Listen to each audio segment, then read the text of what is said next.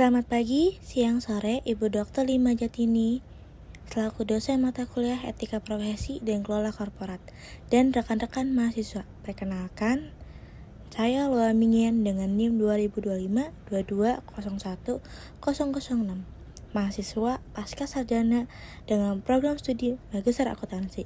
Pada kesempatan ini, saya akan mempresentasikan tentang analisis etika profesi dari salah satu kasus korupsi terbesar dalam sejarah Indonesia, yang perkembangannya menjadi sorotan utama tahun 2024, yaitu mega korupsi Tata Niaga Timah. Sebelum masuk ke kasus, mari kita segarkan kembali ingatan kita mengenai etika profesi. Sederhananya, ini adalah kompas moral yang menjaga kita tetap di jalur yang benar dalam bekerja. Kasus yang akan kita bahas adalah korupsi timah. Korupsi timah sendiri adalah contoh yang tragis ketika kompas ini sengaja dirusak dengan kerugian negara mencapai 300.000 triliun. Kita tidak hanya bicara soal uang, tapi soal kehancuran etika dan lingkungan yang dampaknya luar biasa. Jadi, bagaimana sih korupsi ini terjadi? Pertama itu modusnya sangat licik.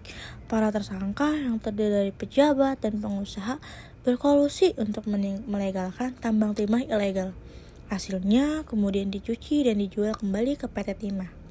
Nah, ini tuh adalah lingkaran setan yang dibangun di atas pelanggaran etika yang sangat mendasar seperti keserakahan, penyalahgunaan wewenang, penipuan, dan yang paling parah, pengabaian total terhadap tanggung jawab sosial dan lingkungan. Untuk membedah kasus ini, kita bisa menggunakan beberapa teori etika yang telah kita pelajari. Saya akan menggunakan dua teori utama. Yang pertama, teori deontologi. Teori deontologi sendiri adalah teori yang berfokus pada kewajiban dan aturan. Dan yang kedua adalah teori utilitarianisme, yang melihat dari sisi konsekuensi atau hasil akhir sebuah tindakan. Jika kita lihat dari kacamata deontologi, kasus ini adalah bentuk pengkhianatan total terhadap kewajiban. Para penjabat dan direksi BUMN punya kewajiban yang suci untuk menjaga aset negara, teman-teman. Para pengusaha punya kewajiban juga untuk taat hukum. Nah, namun semua kewajiban itu mereka langgar. Makanya menurut deontologi, tindakan mereka tuh salah secara mutlak dan tidak bisa dibenarkan. Sekarang, mari kita lihat dari sudut pandang utilitarianisme yang menimbang manfaat dan kerugian. Manfaatnya apa sih? Itu kan manfaatnya itu hanya dinikmati oleh segelintir orang yang menjadi tersangka, teman-teman. Kerugiannya itu sangat masif. Negara rugi 300 triliun rupiah. Lingkungan di Bangka Belitung hancur lebur dan masyarakat kehilangan sumber dayanya. Jelas sekali tindakan ini menghasilkan lebih banyak penderitaan daripada kebahagiaan, teman-teman. Maka menurut utilitarisme, tindakan ini sangat-sangat tidak etis. Nah, kasus ini tuh benar-benar meledak di tahun 2024, dimulai dari bulan Februari. Kejaksaan Agung mulai mengungkapkan skala kasus dan menetapkan tersangka dari pihak swasta dan mantan direksi PT Timah. Pada bulan Maret, penetapan tersangka Crazy Rich, Helena Lim, dan Harvey yang menyita perhatian publik. Nah, pada bulan April dan bulan Mei, dari bulan April sampai bulan Mei, Kejagung melakukan penyitaan aset besar-besaran, teman-teman, termasuk mobil mewah, jam tangan, hingga smelter, dan memeriksa saksi-saksi kunci.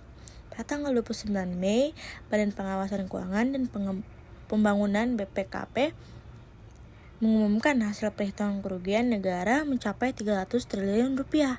Pada bulan Juni sampai seterusnya, proses hukum terus berjalan menuju persidangan. Nah, proses ini menunjukkan keseriusan aparat penegak hukum dan kita berharap ini akan terus berlanjut hingga ke akar-akarnya. Secara pribadi, saya melihat kasus ini tuh sebagai cerminan dari kegagalan yang sistemik. Nah, ini tuh bukan hanya salah satu atau dua orang saja, tapi ada sistem pengawasan yang tertidur, sehingga korupsi sebesar ini bisa terjadi selama bertahun-tahun. Nah, hal ini tuh menunjukkan juga betapa rapuhnya integritas manusia ketika dihadapkan pada godaan kekayaan. Bagi saya, dampak sosial dan lingkungannya adalah kejahatan yang paling mengerikan, karena merampas hak generasi yang akan datang. Sebagai kesimpulan, mega korupsi timah adalah pelajaran pahit tentang bagaimana keserakahan dapat menghancurkan segalanya, baik dari sisi kewajiban menurut deontologi maupun dari sisi konsekuensi menurut utilitarianisme. Tindakan para pelaku itu tidak dapat dibenarkan ya teman-teman.